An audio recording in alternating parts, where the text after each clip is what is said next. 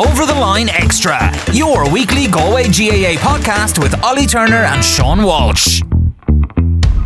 It's Over the Line Extra, and welcome on into the latest podcast on Galway Bay FM. Diarmuid Blake joins me to talk football, and before we look at the Sigerson Cup final, a quick look back, Diarmuid, at St. Jarlath's College winning the Senior A Championship, and a lot of history in the making, a lot of celebrations afterwards, and it was great to be there to see their win over St. Coleman's. It really was a throwback to colleges football back in the good old days. It was, yeah, and I suppose, even talking to people after that were at the game, the atmosphere in Tuam Stadium was electric, with the young fans, competing against each other to see who won the supporters battle also was fantastic. But the players were absolutely brilliant on the pitch. 10 years since Jarlath have won a Connacht title, a long time for a traditional college like that. So, absolutely brilliant to get over the line and roll on the semi-final now for them. Conditions weren't great, we know that as well, but a few new stars in the making, and what struck me was the amount of Currafin players and quality Currafin players that were there. Yeah, I mean, the majority of the backline were from Currafin, and they're very well coached, as all Currafin players are. Currafin are going nowhere for a long time soon with all the players they have there, but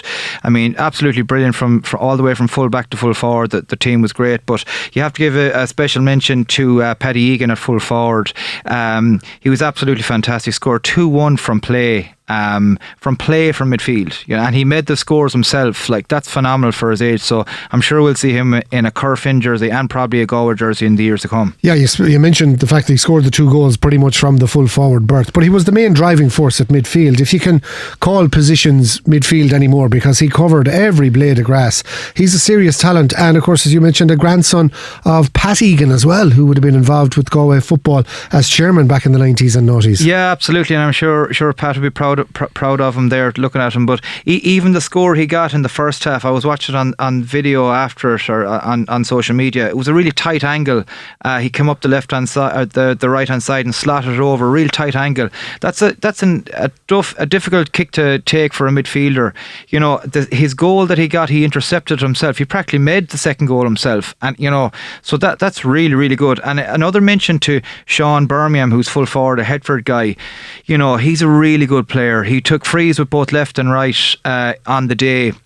He probably missed a few frees, and he didn't have his best game, but he still ended up with 1-4, 1-5. Top player, and I'd say there's more in him for the semi-final. The big difficulty, of course, the last 2 years, there was no competition because of COVID, and these young lads suffered, and young girls suffered in secondary school. How important is that outlet? And you mentioned the students, like only 15 lads can play on the senior team in Jarlath, and you did it. Yeah. So there's still 400 or 500 other students that are led very much by the senior team in their school. How important is that team and that outlet? Yeah, absolutely. And I suppose, we were chatting before about the chants and the supporters. The one great tradition that I found, and it doesn't carry on in other sports, is how the whole school gets behind the team. Like, the supporters and the players and the teachers before the week before are all learning the chants that we've all played under over the years, the same chants, just different names, and that tradition is kept true. So it's a real kind of a novelty to play for, say, St. Jarlath's. When we were there, I'm sure you felt the same. So, and even talking to players after, everybody feels that, when you talk about St. Jarlath's, you have that kind of nice feeling, or that when you go back into the memory bank and you remember playing, everyone has always good memories of it. So, and you can bring that forward. And the other thing about it is, with these players, it's probably the first time that they're playing at a big stage. And it's the start of careers. I'm sure we look back in 20 years' time and we'll remember the day that we saw a few of these guys playing. Yeah. And if you go back to, say even Michael Meehan in his day, like, he came to light in when he was playing the Kerry team, was a Closh Skellige down there. That's when he came to light, when the national stage knew him. He was playing against Declan O'Sullivan. Do you remember Pádraig Joyce and Michael Donnellan in their day? These names. Hopefully Sean Birmingham is one of these guys that we'll remember in 20 years' time. Remember the day he scored 1-4 down Tuam Stadium against Coleman's. So, that's where people start their careers, and it's a brilliant springboard for people. You really take your sport seriously from here on in. It's funny you mentioned that. We'll have Mike Meehan on with us next week on the podcast as we look back on the 20th anniversary of probably the 2 greatest colleges games ever played, Jarlath and Connacht Colleges, in a draw match and a replay down in Limerick. You mentioned the big stage. They were curtain raisers that time to National League semi-finals. Kerry and Meath were playing, and Colm O'Rourke has often said that he never seen a game of football like it. Do you think it's very hard to compare eras, isn't it? Because you always look back at when you're in first year or second year and you think, God, the Leaving Certs are giants of men and you've never seen football quite like it. But did the standard last weekend hold up for you compared to the Mike Meehan era or the Porrick Joyce era? Yeah, I felt that I thought physically both sets of players looked bigger than they were when I was playing. I personally thought that they were physically bigger, and they are probably older because of the age difference. Like a lot of these guys are probably 18, 19, playing now. So big, strong guys. But the quality was good. It's hard to compare eras, but I remember that game that Michael Meehan that you were talking about there. I had lost 2 Hogan finals and a semi, and that was the 4th year Michael Meehan was there. And there was some fantastic players on that squad, and even on the other side on Cláusin the Skellige, they had like Declan O'Sullivan was the guy, Brian Sheehan was there. Like you had Alan Burke, Gary Sice, Damien Dunleavy, Niall Coleman, Darren Malahy was centre back. You had some fantastic players. James Kavanagh was playing, who got 2 All-Star nominations for Fergal Kildare. So when you look back on it, there was some fantastic players on show. And it was end-to-end stuff. And it's funny enough, leading on to the NUIG thing, that's kind of Michael Meehan. He won an All-Ireland with Caltra very soon after that. I think he went in with the Galway under-21s that same year and played corner forward and won an All-Ireland, and then won a Sigerson after that.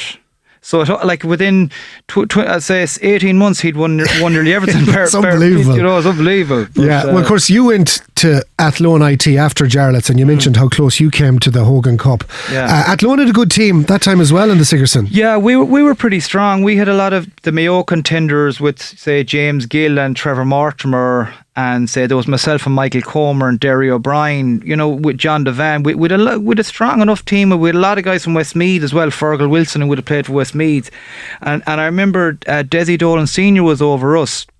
And we would have played NUIG, that team, in a few challenge games around Christmas time, because Desi Dolan Jr. was the guy who's on TV, he was playing for NUIG, and Jerry Fahey was over them. And it was funny that the team, that you never expected them to win the Sigerson before the competition. They just came out of nowhere and they just kind of gathered momentum.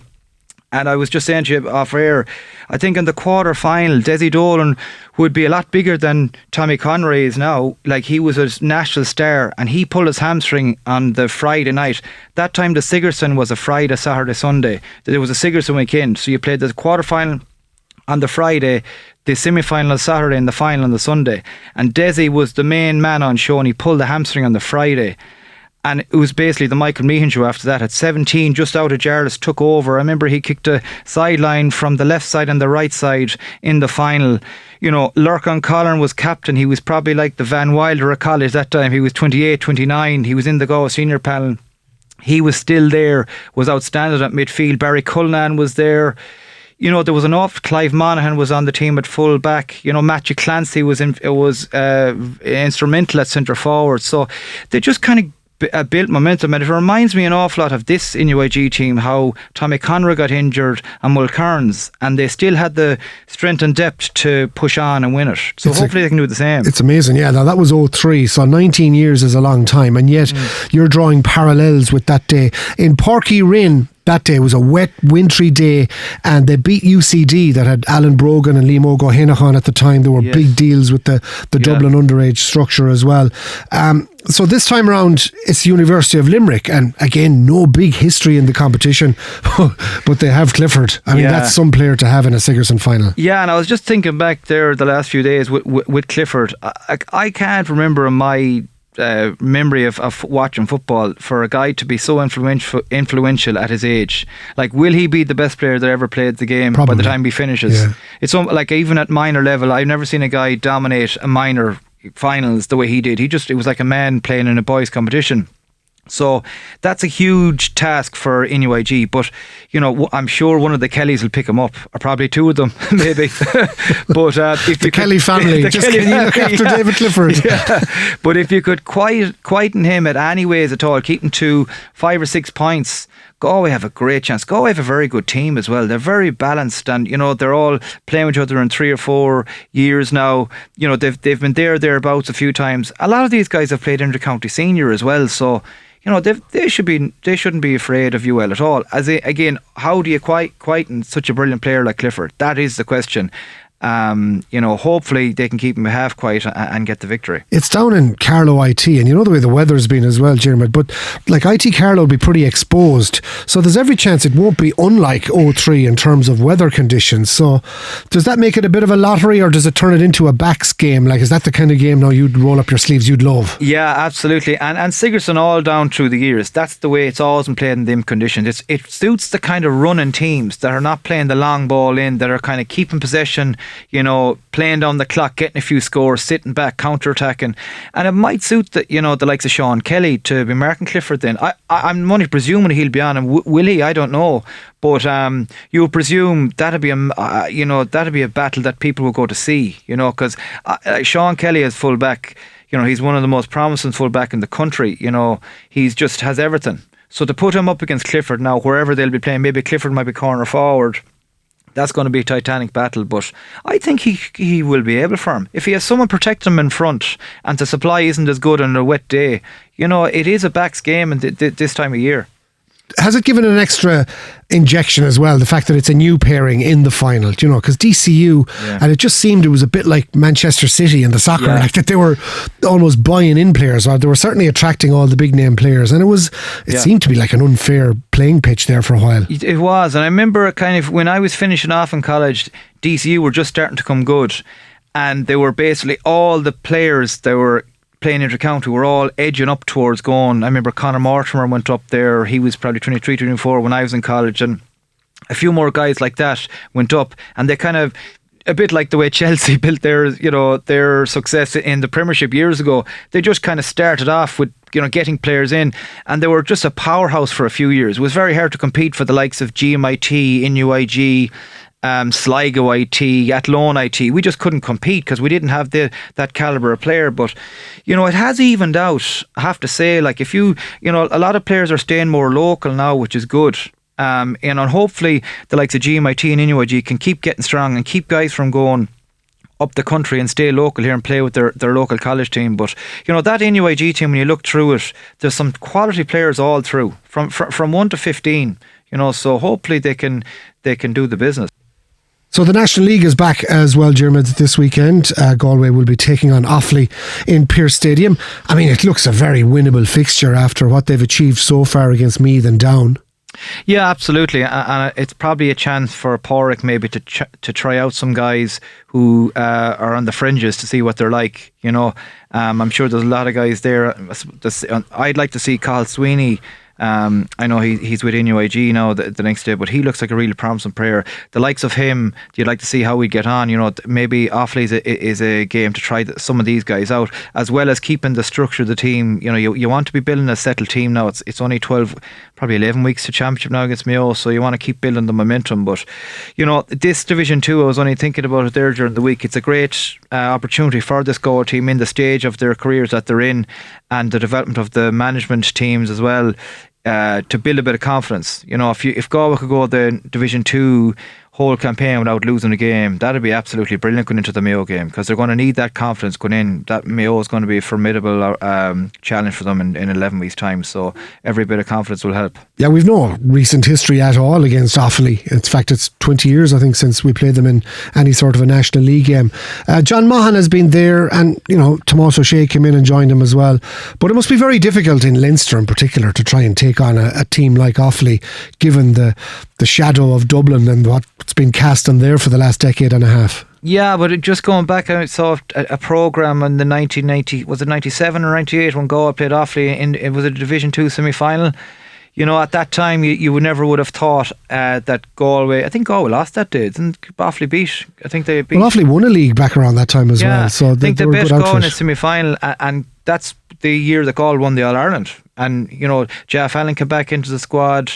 Tomás Manning came back into that team, and they just went on a run and won the All-Ireland. Who would have thought, after Offaly beating them in a league semi-final? So you never know. But like, in relation to Offaly, they are building momentum. They're getting their structures right, and there I know Vinny Claffey would have coached me in Athlone IT. He was very heavily involved in the underage setup to restructure everything up there with Dignan and a few of these guys.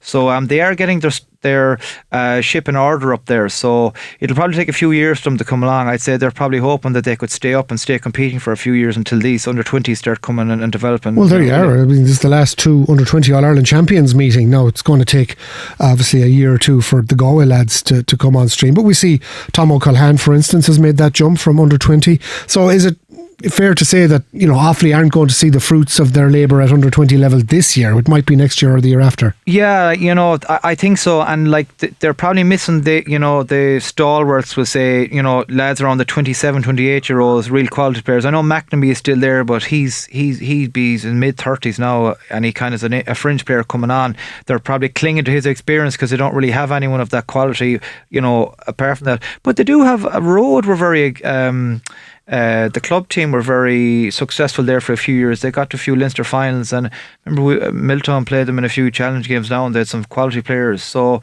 they have a bit of pedigree. They've history in the county. So who knows? Again, with a team like that, if Galway can start well, the game could be over at half time. But if you give these guys a chance to bring it into a battle, it can be very difficult. Yeah, especially with the other matches coming up as well on the road with Cork and Derry. Yeah. 6 points out of 6 would probably give Galway a buffer where they could actually afford to lose one, and it wouldn't halt momentum that much. Yeah, I'd be confident that we could go to Cork and win. I think Derry's going to be a tough one because the way they play, I think that's an away game, is it? Yeah, that's going to be tough going away to, and with Gallagher over these guys now, they'll be, they'll have every trick under the book. And I remember going up to Derry under Liam Salmon in 2009, and they brought us to the furthest pitch away that you could go in a small dressing room, and these small little tricks that you'd probably pick up, and it kind of put us off. I think we ended up losing that day, but it's difficult to go away in the league, so we'd be hoping that for the Derry game we had won all our games up until then, hopefully. And nothing at all about Roscommon yet. And look at the start they've made. I know we're concentrating very much on Galway Mayo, and but you'd have to say it, if you're Anthony Cunningham and you might have been under pressure at the start of the year to deliver something, he's certainly answering a few questions so far. He has, and he's changed his backroom team.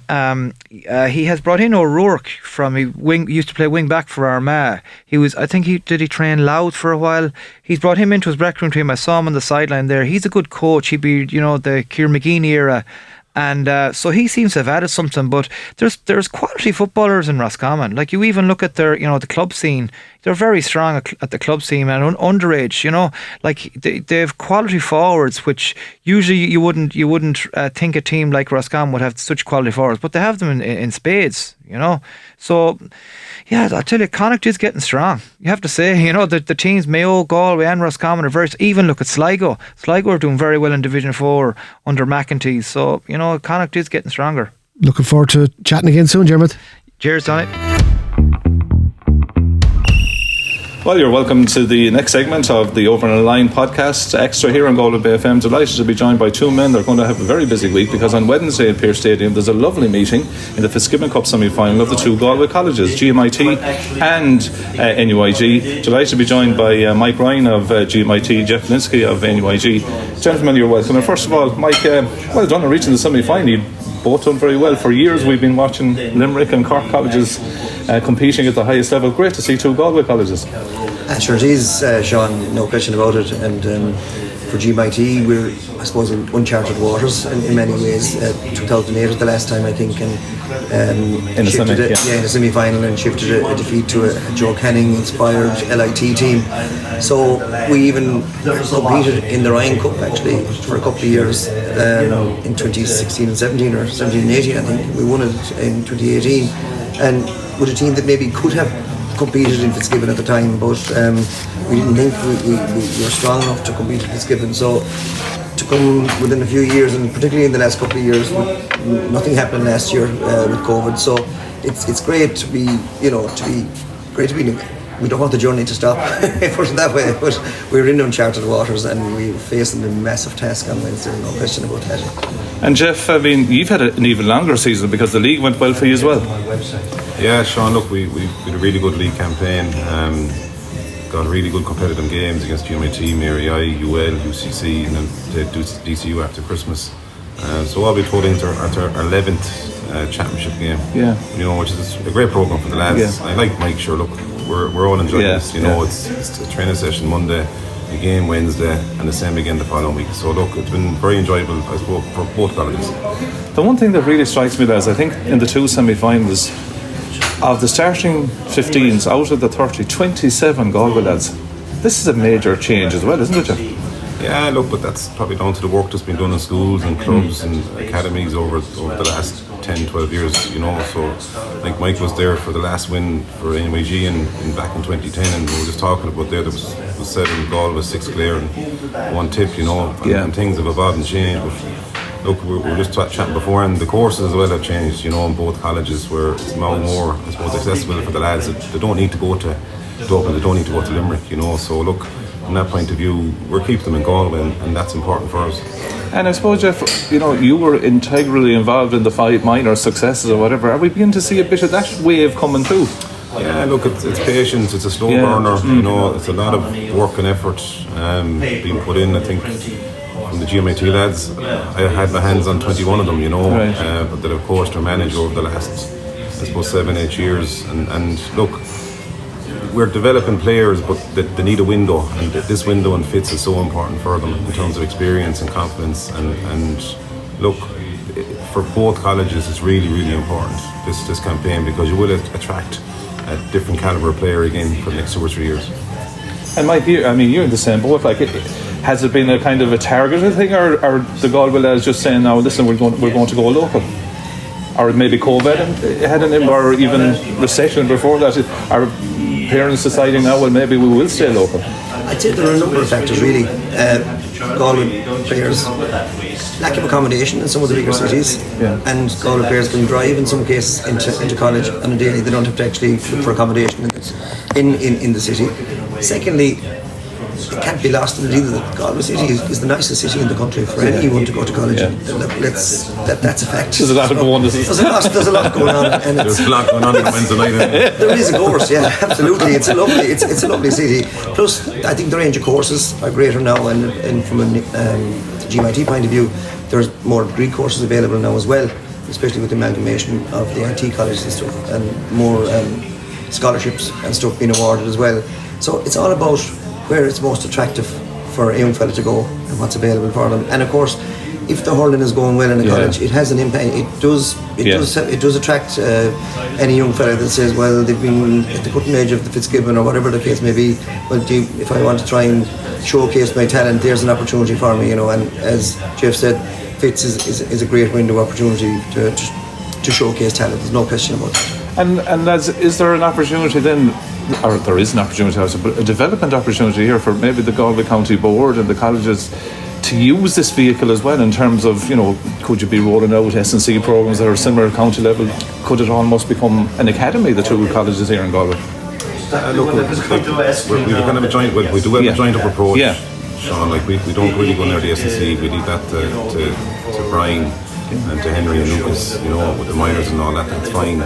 For us, we're just offering a programme of games. That's what the lads want. You know, the ratio to training to matches is now 1-on-1. Yeah. And that's what the lads want. So that tells us. So look, for the work that's been done over the last, I suppose, since 2010, really, when Clare Bridge was put in from the hurling side of it, that has the gym there. That has a huge impact on that. And I suppose Mike's job then after that is just to organise our management teams and be as professional as possible and prep the lads and let them go and play. And that pathway is there, as you say, it is a shop window, isn't it? Yeah, look, like the exposure they've got to even the different playing styles tactically over the last couple of weeks, you know, like you asked the lads, you know, which was the hardest game, and me looking at it, the first game, everyone's at the same level, and then after that you're tweaking stuff and on each game, but like even the Waterford IT game was different challenges the last night, as was UCC, you know, and Mary I, and they're learning as they're going along, and look, for us it's a perfect form. You're winning and learning, and that's great. But as Michael alluded to there, we all want to go out on Wednesday, put our best foot forward, and let the journey continue. And Mike, like, there's one thing, Fitzgibbon is a serious competition, but it's a fantastic competition as well for players, isn't it? Because on one hand, we'd say you have the keen inches, but then on the other hand, you have a club lad that may not get exposure to playing at a higher level, but he has no fear of taking on a keen inch or whatever. Like, it's a fantastic competition. That's the uniqueness about it, really. You know, first of all, you might be playing alongside a top inter-county player on the same line, yes. And you're marking, and you have this confidence. It brings this confidence out in an ordinary club player, if that's the word to use. Yeah. You know, and feels that they can have maybe a bit of a bragging right as well if they have done well on them, and which is great. Like, and the few things that I noticed about it is, it's captured this particular competition this year. Maybe it's because we're hungry for hurling now. Yeah. Like the crowds that are coming to the games. I mean, I went down to Dangan the other night after our own game to see in Carnmore to see the lads against Waterford IT, and the crowd was in Dangan, and the atmosphere that was there, like it was electric, you know, and there was something about it, and a lot of people talking about it around the county. I mean, I've never heard people talking about. Maybe it's because the two colleges are playing one another on Wednesday. It's the conversation nearly everywhere, you know, and I just hope that the game on Wednesday lives up to that, and that it's a good, honest game, and you know, whoever comes out on top. But I hope that it's a good game as well. But isn't it fantastic though that it is now in the spotlight? Because the same way, I mean, Galway and Offaly will be doing the game live. I don't think we ever did a game live in the middle of a Wednesday or whatever. You know what I mean? It's going to be streamed. It is fantastic to see that. I'd say, like, touching it there, because of COVID, you know, as well, and the year that was missed, we all had a hunger, you know, because we have to realise this game that we have is a wonderful game at the end of the day, and we didn't have it for a while. We were kind of going, what do we fill the void with? And I suppose, look, it is exciting, and you do have certain players that they're in Galway now, it's going to attract you know, supporters in to have a look at, and that's that side of it. But like, as Mike touched as well, the club player as well is being looked after. He's now getting exposure, and these lads don't really care who they're playing against either. They just want the game, and like, both colleges have done brilliantly so far this year, and it's great. You know, it's great that this occasion is happening. The other thing now, of course, is that, and it always raises its head, and I think we could have been here 20 years ago, we'll probably be here in 5 years' time again. It is an awful busy time. It's clashing with National League, it's clashing with the World Cups. Is there a way around tweaking the calendar, maybe, Mike? You're the lads that are at the coalface. It seems this argument comes every year. Is there a way around it? It's a conversation. It's ongoing, and there's such a crossover between young fellas maybe getting their call up into a county squad for the first time in a lot of cases, and you know that their head has got to be turned in that direction.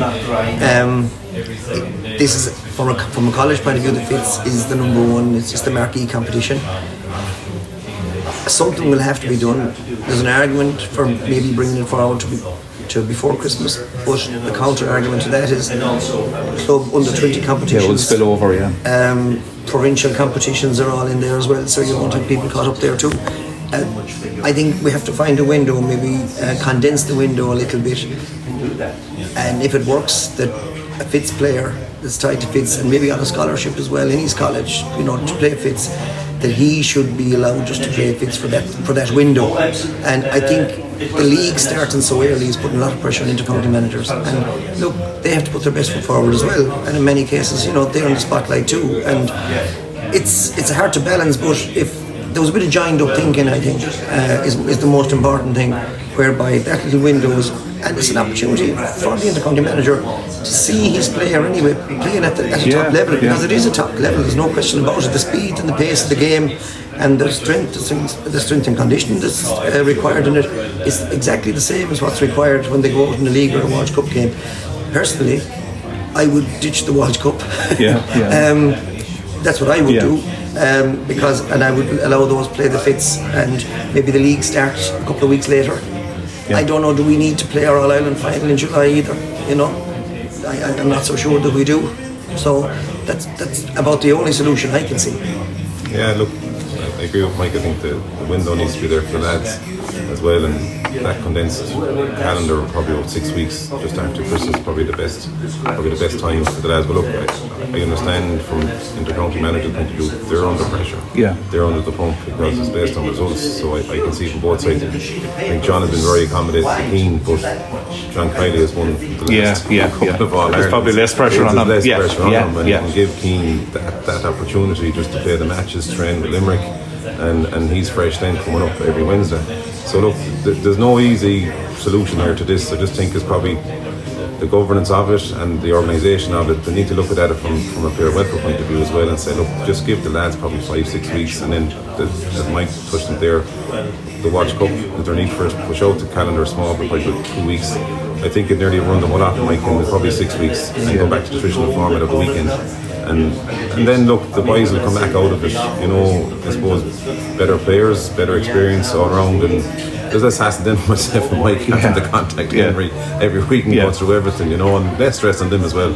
And it's just a bit of common sense really. And to develop that, Jeff, as well, because there has to be, you have to be managing workloads. I'd imagine you're nearly more on the phone than on the pitch in terms of what you're doing, in terms of managing workloads. And we know the GPSs are on all these lads. Some of them are hitting high numbers in this period, aren't they? Yeah, look, I don't really need a GPS to look at their workload. Mike been around long enough. You don't need it. And for us, look, the lads been very, very fair. In fairness, they've been very, very fair, and the lads appreciate that as well. My only worry is Jack Fitz now tonight, so I hope that goes okay. And he comes back okay from that. So look, for probably the first time in a long time, probably the county is really enjoying and looking at the Fitz competition and probably giving the status it's deserved, and that's because of the work that's been done, I suppose, by Jamie Hurling, GMIT and Michael Connor inside NUIG as well. And look, we're backed, I'm backed, over the last couple of years by Mike Heskin and the college and Fergal O'Callaghan, and these are professional people who work in high performance within the Sports Institute in Dublin, so these people understand, when you go to them and say, look, I need X, Y and Z, it's done. There's no problem regarding any supports that we need. It's there for the players. And I suppose the other thing about it, and we touched on it, the uniqueness of the competition. Looking at your team in Carnmore, I mean, for instance, you have, say, Sean Neary, Castlegar playing with Shawnee McDonough. They've done it at inter-county level, but now they're doing it in a different level. There's more than a competition here, lads, isn't there? There's friendships for lives developed in this Fitzgibbon competition, and there's a unique bond. I see each time each of you win, there's high fight, but there's a genuineness about the players that are involved. They love being involved, and there's a friendship, isn't there, built in this competition? Well, there is, of course, and it's over a few years that they're in college together. And they say that the friends you make in college really are the friends for life, really. Because you spend most of your time in a small area with long periods, and you build up relationships. And the same thing goes with the hurling, even the banter in the WhatsApp group is mighty sometimes. We're enjoying it even, and you have to have that. You have to have enjoyment as well, like sport. Over the last number of years in hurling, I think it's gone so serious, and even in and it has to be, because it's results driven, and we understand that, but there has to be a little bit of enjoyment as well. And there has to be, if people aren't enjoying something and it's intensity all the way, there has to be a little bit of banter and a bit of because it is an amateur sport at the end of the day, played on a professional level. There's no question about that. Even club level now, as Jeff alluded to, that we don't have to concern ourselves about strength and conditioning, because not alone are the county squads, looking after that, but club outfits are all looking after it as well now in a very serious way. So it's serious business now, and it's results driven, and there's a lot of investment going into it. So the thing about it is, you like to look after players as well, and I mentioned the load earlier on there. It is hard to balance, but I think sometimes less is more. I think freshness, I'd always rather have a fella 90% fit and fully able to do his job than 120% fit and maybe tweaking stuff, So you have to kind of bring fellas to the pile at the right time if you can. That's right. The final kind of observational point I'll make, I was laughing at the games as well. You see so many of the younger lads, and right now what you're doing, I'd use the word, you're making the Fitzgibbon sexy in terms of your progress this year. So we say, for instance, the minute in the college you have the likes of the Gavin Lees, the Micheál Powers, the Liam Collinses, all of these lads. I'm not saying that these are the type of lads that they may have other choices, but they're the type of lads you'd love to now get into this system, isn't it, and to develop this almost academy for Galway within the third level colleges. Yeah, look, and I'm only using those names as examples. Yeah, look, even for us now present, a second year, like, might make it. It depends on his S&C. So like Owen Lawless and Ian McGlynn are probably the only two that are making a present for second year. Like when you take a look at UCC for the last couple of years, it's year 3, year 4. Post-grad are main. And Fitzgibbon is about main. You know, and if you survive Fitz, you'll survive anything. But like that, you know, we'll draw up a list of scholarship students. They'll apply by the end of February. Then they do their interviews, and then it's shortlisting after that. You know, but for me, like, we look after the Galls lads as much as possible. But if there's someone out there that I think is going to help us out, I'll go after. And that process has started already, you know, so you're putting plans in place for next year. And the beauty of it, what you're talking about there is, I mean, okay, we keep talking about Keane, but he's 26, like, I mean, Carlow IT have Marty Kavanagh, they have Chris Nolan, so you can have, we say, a 19, 20, 21-year-old on a 26, 27-year-old. It's a unique competition as well. It is, and there's so much more guys coming back again into the education later in their 20s and stuff like that, and even some of them maybe into their 30s. And it is the unique. PME is the old H-dip. It is, and it is unique from that point of view. There's no question about that. But you might go back yourself. They say every day is a school. Learner. They say every day is a school day. Absolutely. You're learning on the job. Finally, listen, Wednesday is the day, as I said, are not going to focus on the game. You both are injury concerns, like Brian Concannon, Ronan Murphy, or whatever. You're looking forward to it though, and it really does, it whets the appetite, doesn't it? Yeah, look, it's a different pressure, Sean, you know. Like, this is our second semi-final in probably 4 years, whatever, you know, so like, but you just want the lads put their best foot forward. Whoever wins, you know, and that's what it's about. At the end of the day, look, myself and Mike and the lads will go to war at 2 o'clock on Wednesday, but once it's over, it's probably go for a drink together as a group, you know, and wish each other the best of luck, and that's what it's about. I absolutely concur with what Jeff has just said. You know, it'll be hell for leather for, you know, 35 minutes and maybe 35 again, and all we can hope for is that they deliver their performance that they're capable of doing on the day, and that we don't leave anything behind, and what happens then will happen. And the way I look at it is, it has to be treated like there's a lot of, I suppose, fanfare around it, given the uniqueness of it. It's a but game. we have to treat it as a game, like any other game. You know, if we didn't win our previous game, we wouldn't be here. So it's just another game like that. You have to treat it like that. That's just it. And hope that everything works out, and every lad, you know, has a good day out. And if it's good enough, it's good enough. Look, well done to get to the two teams to get to the semi-finals. I keep saying it, we're long enough looking at others there. We wish you the best of luck. Thanks to Jeff Lynskey, thanks to Mike Ryan for joining us here on the Over the Line Extra podcast. And what we have to say, lads, may the best team win, and we wish you both luck. Thanks, Sean. Thank you. Over the Line Extra, your weekly Galway GAA podcast with Ollie Turner and Sean Walsh.